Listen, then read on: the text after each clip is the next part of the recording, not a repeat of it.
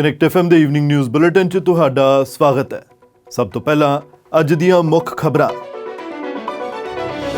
ਭਾਰਤ ਦੀ ਯਾਤਰਾ ਸੰਬੰਧੀ ਪਾਬੰਦੀਆਂ ਕਾਰਨ ਖੜੇ ਹੋਏ ਅੜਿੱਕਿਆਂ ਤੋਂ ਬਾਅਦ ਹੁਣ ਅਮਰਿੰਦਰ ਸਿੰਘ ਦਾ ਮ੍ਰਿਤ ਸਰੀਰ ਪੰਜਾਬ ਭੇਜਣ ਦੀ ਤਿਆਰੀ ਮੁਕੰਮਲ। BC 'ਚ ਕੋਵਿਡ-19 ਦੇ 740 ਹੋਰ ਮਾਮਲੇ ਤੇ 4 ਮੌਤਾਂ ਹੋਈਆਂ ਰਿਪੋਰਟ। ਮਾਈਕ ਫਾਰਨਵਰਥ ਨੇ ਕਿਹਾ BC 'ਚ ਯਾਤਰਾ ਸੰਬੰਧੀ ਪਾਬੰਦੀਆਂ ਲਾਗੂ ਕਰਨ ਲਈ ਲੱਗਣਗੇ site specific road check. Trudeau ਨੇ ਕਿਹਾ ਡਗ ਫੋਰਡ ਨੇ ਅੰਤਰਰਾਸ਼ਟਰੀ ਵਿਦਿਆਰਥੀਆਂ ਦੇ ਆਉਣ ਤੇ ਪਾਬੰਦੀਆਂ ਲਗਾਉਣ ਦੀ ਰੱਖੀ ਮੰਗ। ਪੰਜਾਬ ਪੁਲਿਸ ਦੇ ਸਾਬਕਾ IG ਕੁੰਵਰ ਵਿਜੇ ਪ੍ਰਤਾਪ ਦਾ ਦਰਬਾਰ ਸਾਹਿਬ ਵਿਖੇ ਸਨਮਾਨ। ਤੇ ਹੁਣ ਖਬਰਾਂ ਵਿਸਤਾਰ ਦੇ ਨਾਲ।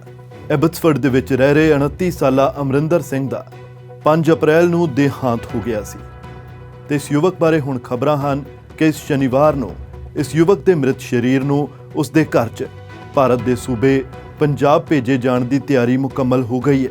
ਯਾਦ ਰਹੇ ਇਸ ਤੋਂ ਪਹਿਲਾਂ 23 ਅਪ੍ਰੈਲ ਨੂੰ ਇਸ ਯੁਵਕ ਦੇ ਮ੍ਰਿਤ ਸਰੀਰ ਨੂੰ ਪੰਜਾਬ ਭੇਜਣ ਦੀ ਤਿਆਰੀ ਕੀਤੀ ਗਈ ਸੀ। ਇਸ ਦੇ ਲਈ ਜ਼ਰੂਰੀ ਪ੍ਰਬੰਧਾਂ ਤਹਿਤ ਸਾਰੀ ਪ੍ਰਕਿਰਿਆ ਵੀ ਪੂਰੀ ਕਰ ਲਈ ਗਈ ਸੀ ਅਤੇ ਮ੍ਰਿਤ ਦੇਹ ਨੂੰ ਜਹਾਜ਼ ਵਿੱਚ ਪਹੁੰਚਾ ਦਿੱਤਾ ਗਿਆ ਸੀ।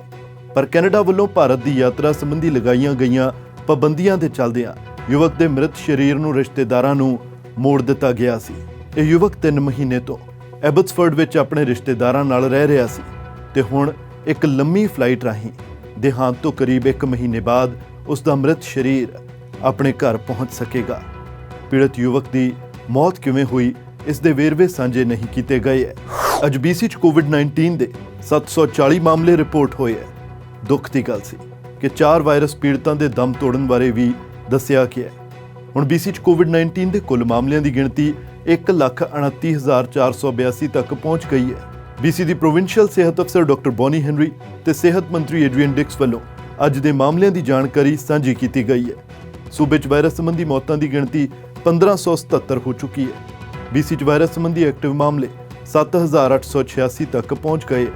ਕੁੱਲ 511 ਲੋਕ ਹਸਪਤਾਲ 'ਚ ਦਾਖਲ ਹੈ ਤੇ ਇਸ 'ਚ 174 ਨੂੰ ICU 'ਚ ਰੱਖਿਆ ਗਿਆ। BC 'ਚ ਕੋਵਿਡ-19 ਸੰਬੰਧੀ 17,86,722 ਵੈਕਸੀਨ ਖੁਰਾਕਾਂ ਪ੍ਰਦਾਨ ਹੋ ਚੁੱਕੀਆਂ। BC 'ਚ ਕੋਵਿਡ-19 ਕਾਰਨ ਜਾਰੀ ਕੀਤੀਆਂ ਯਾਤਰਾ ਸੰਬੰਧੀ ਪਾਬੰਦੀਆਂ ਬਾਰੇ ਸੋਲਿਸਿਟਰ ਜਨਰਲ ਮਾਈਕ ਫਾਰਨਵਰਥ ਨੇ ਵਧੇਰੇ ਐਲਾਨ ਕੀਤੇ ਹੈ। ਯਾਤਰਾ ਸੰਬੰਧੀ ਪਾਬੰਦੀਆਂ ਨੂੰ ਲਾਗੂ ਕਰਨ ਲਈ ਸਾਈਟ ਸਪੈਸੀਫਿਕ ਰੋਡ ਚੈੱਕ ਲਾਗੂ ਕੀਤੇ ਜਾਣਗੇ।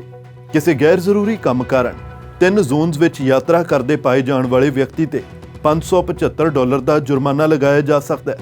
ਵੱਖੋ ਵੱਖਰੇ ਰੀਜਨਲ ਜ਼ੋਨਸ ਨੂੰ ਜੋੜਨ ਵਾਲੇ ਹਾਈਵੇਜ਼ ਤੇ ਚੈੱਕ ਲਗਾਏ ਜਾ ਸਕਦੇ ਹੈ। ਉਹਨਾਂ ਦੱਸਿਆ ਕਿ ਅਜਿਹੇ ਰੋਡ ਚੈੱਕ ਵੈਨਕੂਵਰ ਡਾਊਨਟਾਊਨ ਜਾਂ ਅਜਿਹੀ ਕਿਸੇ ਹੋਰ ਕਮਰਸ਼ੀਅਲ ਜਗ੍ਹਾ ਤੇ ਵੇਖਣ ਨੂੰ ਨਹੀਂ ਮਿਲਣਗੇ। ਉਹਨਾਂ ਕਿਹਾ ਕਿ ਕਿਸੇ ਰੋਡ ਚੈੱਕ ਤੇ ਅਫਸਰਾਂ ਦੇ ਨਿਰਦੇਸ਼ ਨਾ ਮੰਨਣ ਲਈ $230 ਦਾ ਜੁਰਮਾਨਾ ਹੋ ਸਕਦਾ ਹੈ। ਕਿਸੇ ਰੋਡ ਚੈੱਕ ਤੇ ਵਾਹਨ ਚਾਲਕ ਦਾ ਨਾਮ, ਲਾਇਸੈਂਸ ਅਤੇ ਘਰ ਦੇ ਪਤੇ ਬਾਰੇ ਪੁੱਛਿਆ ਜਾ ਸਕਦਾ ਹੈ। ਜੇਕਰ ਅਫਸਰ ਨੂੰ ਲੱਗਦਾ ਹੈ ਕਿ ਵਾਹਨ ਚਾਲਕ ਆਪਣੇ ਹੈਲਥ ਅਥਾਰਟੀ ਜ਼ੋਨ ਤੋਂ ਕਿਸੇ ਹੋਰ ਜ਼ੋਨ ਵਿੱਚ ਦਾਖਲ ਹੋਣ ਜਾ ਰਿਹਾ ਹੈ ਤਾਂ ਉਹਨਾਂ ਨੂੰ ਅਜਿਹਾ ਨਾ ਕਰਨ ਦੇ ਨਿਰਦੇਸ਼ ਦਿੱਤੇ ਜਾ ਸਕਦੇ ਹਨ। ਵਾਹਨ ਚਾਲਕ ਤੋਂ ਉਹਨਾਂ ਦੇ ਯਾਤਰਾ ਕਰਨ ਦੇ ਕਾਰਨ ਬਾਰੇ ਪੁੱਛਿਆ ਜਾ ਸਕਦਾ ਹੈ। ਫਾਰਨਵਰਥ ਨੇ ਕਿਹਾ ਕਿ ਰੋਡ ਚੈੱਕ ਲੋਕਾਂ ਨੂੰ ਸਿੱਖਿਅਤ ਕਰਨ ਲਈ ਹੈ ਤੇ ਉਹਨਾਂ ਨੂੰ ਪਰੇਸ਼ਾਨ ਕਰਨ ਲਈ ਨਹੀਂ ਹਨ। Within this new order, effective immediately, road checks can be set up on highway corridors that connect different regional zones of the order. But you will not see road checks in downtown Vancouver or along Boundary Road. Once stopped at a road check, drivers may be asked to provide the driver's name, address, and driver's license, and any available documentation regarding the driver's name and address. For example, secondary identification that confirms driver's residential address if you've recently moved and the purpose of driver's travel. Failure to comply with the requirements at a road check or the direction given by a police officer may result in a $230 fine. Violating the travel order is a $575 fine. Surrey RCMP ਦਾ ਕਹਿਣਾ ਹੈ ਕਿ Fleetwood ਦੇ ਇਲਾਕੇ 'ਚ ਇੱਕ school ਦੇ ਕੋਲ ਵਾਪਰੀ ਘਟਨਾ ਦੀ ਕੋਈ ਜਾਣਕਾਰੀ ਹੋਵੇ ਤਾਂ ਪੁਲਿਸ ਨੂੰ ਦੱਸਿਆ ਜਾਵੇ। ਗਲਤ ਵਿਵਹਾਰ ਦਾ ਮਾਮਲਾ ਵੀਰਵਾਰ ਨੂੰ ਦੁਪਹਿਰ 4 ਵਜੇ ਤੋਂ 5 ਵਜੇ ਦੇ ਦਰਮਿਆਨ ਵਾਪਰਿਆ ਦੱਸਿਆ ਗਿਆ। ਪੁਲਿਸ ਨੂੰ ਦੱਸਿਆ ਗਿਆ ਕਿ ਇੱਕ ਔਰਤ 813156 ਸਟਰੀਟ ਦੇ ਕੋਲ ਸਥਿਤ ਕੋਯੋਟੇ ਕ੍ਰੀਕ ਐਲੀਮੈਂਟਰੀ ਦੇ ਇੱਕ ਪਲੇਗਰਾਊਂਡ ਦੇ ਵਿੱਚ ਸੀ ਜਦ ਇੱਕ ਆਦਮੀ ਨੇ ਉਸ ਤੱਕ ਪਹੁੰਚ ਕੀਤੀ ਅਤੇ ਆਪਣੇ ਨਿੱਜੀ ਅੰਗਾਂ ਦਾ ਵਿਖਾਵਾ ਕਰ ਦਿੱਤਾ। ਔਰਤ ਨੇ ਰੌਲਾ ਪਾਇਆ ਤਾਂ ਇਹ ਆਦਮੀ ਮੌਕੇ ਤੋਂ ਦੌੜ ਗਿਆ। ਸ਼ੱਕੀ ਵਿਅਕਤੀ ਨੂੰ ਦੱਖਣ ਏਸ਼ੀਆਈ ਮੂਲ ਦਾ ਦੱਸਿਆ ਗਿਆ। ਇਸ ਇਲਾਕੇ 'ਚ ਪੁਲਿਸ ਨੂੰ 18 ਅਪ੍ਰੈਲ ਨੂੰ ਵੀ ਇਸੇ ਕਿਸਮ ਦੀ ਸ਼ੱਕੀ ਗਤੀਵਿਧੀ ਬਾਰੇ ਪਤਾ ਲੱਗਿਆ ਸੀ। ਕੈਨੇਡਾ ਦੀ ਲਿਬਰਲ ਪਾਰਟੀ ਦਾ ਕਹਿਣਾ ਹੈ ਕਿ ਕੋਵਿਡ-19 ਪੈਂਡੈਮਿਕ ਵਿਚਾਲੇ ਇਸ ਸਾਲ ਪਾਰਟੀ ਨੇ $3.5 ਮਿਲੀਅਨ ਦੇ ਫੰਡ ਰੇਜ਼ ਕੀਤੇ ਹੈ। ਪਾਰਟੀ ਬੁਲਾਰੇ ਦਾ ਕਹਿਣਾ ਹੈ ਕਿ ਲਿਬਰਲ ਸਰਕਾਰ ਦਾ ਧਿਆਨ ਵਾਇਰਸ ਨਾਲ ਜਾਰੀ ਲੜਾਈ ਤੇ ਹੈ, ਜਦਕਿ ਬਾਕੀ ਪਾਰਟੀਆਂ ਨੇ ਚੋਣਾਂ ਲਈ ਧਿਆਨ ਕੇਂਦਰਿਤ ਕੀਤਾ ਹੋਇਆ ਹੈ। ਲਿਬਰਲਸ ਦਾ ਕਹਿਣਾ ਹੈ ਕਿ 33,600 ਤੋਂ ਵਧੇਰੇ ਲੋਕਾਂ ਨੇ ਸਾਲ 2021 ਦੇ ਪਹਿਲੇ ਕੁਆਟਰ ਦੌਰਾਨ ਡੋਨੇਸ਼ਨ ਕੀਤੇ ਹੈ।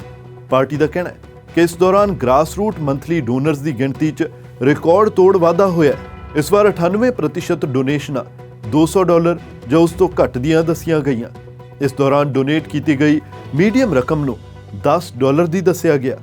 ਯਾਦ ਰਹੇ, ਕੰਜ਼ਰਵੇਟਿਵਸ ਦਾ ਕਹਿਣਾ ਹੈ ਕਿ ਸਾਲ ਦੇ ਪਹਿਲੇ 3 ਮਹੀਨਿਆਂ ਦੌਰਾਨ ਉਹਨਾਂ $8.47 ਮਿਲੀਅਨ ਦੀ ਡੋਨੇਸ਼ਨ ਇਕੱਠੀ ਕੀਤੀ ਹੈ।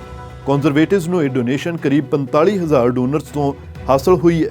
ਪ੍ਰਧਾਨ ਮੰਤਰੀ ਜਸਟਿਨ ਟਰੂਡੋ ਦਾ ਕਹਿਣਾ ਹੈ ਕਿ ਫੈਡਰਲ ਸਰਕਾਰ ਓਨਟਾਰੀਓ ਦੀ ਉਸ ਮੰਗ ਤੇ ਗੌਰ ਕਰੇਗੀ ਕਿ ਸੂਬੇ 'ਚ ਪਹੁੰਚ ਰਹੇ ਅੰਤਰਰਾਸ਼ਟਰੀ ਵਿਦਿਆਰਥੀਆਂ ਦੇ ਆਉਣ ਤੇ ਪਾਬੰਦੀ ਲਗਾਈ ਜਾਵੇ ਜਾਂ ਨਹੀਂ। ਟਰੂਡੋ ਨੇ ਦੱਸਿਆ ਕਿ ਓਨਟਾਰੀਓ ਦੇ ਪ੍ਰੀਮੀਅਰ ਡਗ ਫੋਰਡ ਨੇ ਇਹ ਮੰਗ ਬੀਤੀ ਰਾਤ ਦੀ ਫਸਟ ਮਿਨਿਸਟਰ ਬੈਠਕ ਵਿੱਚ ਰੱਖੀ ਸੀ। ਓਨਟਾਰੀਓ ਨੇ ਫੈਡਰਲ ਸਰਕਾਰ ਨੂੰ ਇਹ ਮੰਗ ਵੀ ਕੀਤੀ ਹੈ ਕਿ ਜ਼ਮੀਨੀ ਯਾਤਰਾ ਸੰਬੰਧੀ ਬਾਰਡਰਾਂ ਨੂੰ ਟੱਪਣ ਵਾਲਿਆਂ ਤੇ ਵੀ 3 ਦਿਨ ਦੇ ਹੋਟਲ ਕੁਆਰੰਟੀਨ ਦੇ ਐਕਟ ਲਾਗੂ ਕੀਤੇ ਜਾਣ। ਹਾਲਾਂਕਿ ਟਰੂਡੋ ਦਾ ਕਹਿਣਾ ਹੈ ਕਿ ਕਿਸੇ ਵੀ ਲੈਂਡ ਕ੍ਰਾਸਿੰਗ ਤੇ ਪਹੁੰਚ ਕਰਨ ਵਾਲਿਆਂ ਨੂੰ ਆਪਣੇ 72 ਘੰਟੇ ਵਿਚਾਲੇ ਦੇ ਨੈਗੇਟਿਵ ਕੋਵਿਡ-19 ਨਤੀਜੇ ਵਿਖਾਉਣੇ ਜ਼ਰੂਰੀ ਹੈ। ਉਹਨਾਂ ਕਿਹਾ ਕਿ ਇਸ ਤੋਂ ਇਲਾਵਾ 2 ਹਫ਼ਤੇ ਲਈ ਕੁਆਰੰਟੀਨ ਕਰਨਾ ਵੀ ਜ਼ਰੂਰੀ ਹੈ। Premier Ford asked that we suspend the arrival of international students. Because at this time, Ontario is the only province requesting this, we're happy to work more narrowly with them. We'll be reaching out to their officials today to formalize that request. America ਵੱਲੋਂ ਭਾਰਤ ਸੰਬੰਧੀ ਯਾਤਰਾ ਤੇ ਰੋਕ ਲਗਾਈ ਜਾ ਰਹੀ ਹੈ। White House press secretary Jen Psaki ਨੇ ਇਸ ਦੀ ਜਾਣਕਾਰੀ ਦਿੱਤੀ। ਇਹ ਪਾਬੰਦੀਆਂ 4 ਮਈ ਤੋਂ ਲਾਗੂ ਹੋਣਗੀਆਂ। ਭਾਰਤ 'ਚ ਵਧਦੇ ਕੋਵਿਡ-19 ਮਾਮਲਿਆਂ ਤੇ ਵਾਇਰਸ ਵੇਰੀਐਂਟਸ ਦੇ ਵਧਦੇ ਮਾਮਲਿਆਂ ਦੀਆਂ ਰਿਪੋਰਟਸ ਵਿਚਾਲੇ ਅਮਰੀਕਾ ਵੱਲੋਂ ਇਹ ਪਾਬੰਦੀ ਲਗਾਏ ਜਾਣ ਦਾ ਫੈਸਲਾ ਲਿਆ ਗਿਆ। ਪੰਜਾਬ ਪੁਲਿਸ ਦੇ ਸਾਬਕਾ ਆਈਜੀ ਕੁੰਵਰ ਵਿਜੇ ਪ੍ਰਤਾਪ ਨੂੰ ਅੱਜ ਅੰਮ੍ਰਿਤਸਰ 'ਚ ਦਰਬਾਰ ਸਾਹਿਬ ਕੰਪਲੈਕਸ ਦੇ ਬਾਹਰ ਸਮੂਹ ਸਿੱਖ ਜਥੇਬੰਦੀਆਂ ਵੱਲੋਂ ਗੋਲਡ ਮੈਡਲ ਨਾਲ ਸਨਮਾਨਿਤ ਕੀਤਾ ਗਿਆ। ਅੱਜ ਸਮੂਹ ਸਿੱਖ ਜਥੇਬੰਦੀਆਂ ਤੋਂ ਇਲਾਵਾ ਹਿੰਦੂ ਤੇ ਮੁਸਲਿਮ ਜਥੇਬੰਦੀਆਂ ਵੱਲੋਂ ਵੀ ਕੁੰਵਰ ਵਿਜੇ ਪ੍ਰਤਾਪ ਦਾ ਸਨਮਾਨ ਕੀਤਾ ਗਿਆ। ਇਸ ਮੌਕੇ ਕੁੰਵਰ ਵਿਜੇ ਪ੍ਰਤਾਪ ਨੇ ਦਰਬਾਰ ਸਾਹਿਬ ਵਿਖੇ ਨਤਮਸਤਕ ਹੋਣ ਮਗਰੋਂ ਕਿਹਾ ਕਿ ਨੌਕਰੀ ਗਈ ਤਾਂ ਕੋਈ ਅਫਸੋਸ ਨਹੀਂ। ਮੇਰੀ ਨੌਕਰੀ ਸ਼੍ਰੀ ਗੁਰੂ ਗ੍ਰੰਥ ਸਾਹਿਬ ਜੀ ਦੀ ਸੇਵਾ ਵਿੱਚ ਗਈ ਹੈ। ਜਦ ਮੈਂ ਜਾਂਚ ਸ਼ੁਰੂ ਕੀਤੀ ਸੀ ਤਾਂ ਮੈਨੂੰ ਪਤਾ ਸੀ ਕਿ ਮੇਰੀ ਨੌਕਰੀ ਜਾ ਸਕਦੀ ਹੈ, ਮੇਰੀ ਜਾਨ ਜਾ ਸਕਦੀ ਹੈ, ਕਿਉਂਕਿ ਜਿਨ੍ਹਾਂ ਵਿਰੁੱਧ ਜਾਂਚ ਕਰ ਰਿਹਾ ਸੀ ਉਹ ਬਹੁਤ ਤਾਕਤਵਰ ਸਨ।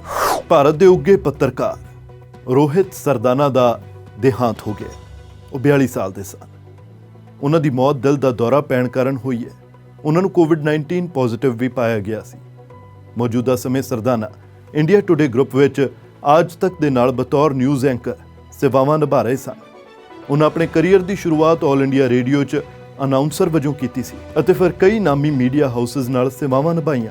ਉਹ ਆਪਣੇ ਪਿੱਛੇ ਆਪਣੀ ਪਤਨੀ ਅਤੇ 2 ਬੇਟੀਆਂ ਛੱਡ ਗਏ ਹਨ। ਇਸ ਖਬਰ ਤੋਂ ਬਾਅਦ ਭਾਰਤ ਦੇ ਮੀਡੀਆ ਜਗਤ ਦੇ ਵਿੱਚ ਸੋਗ ਦੀ ਲਹਿਰ ਦੌੜ ਗਈ।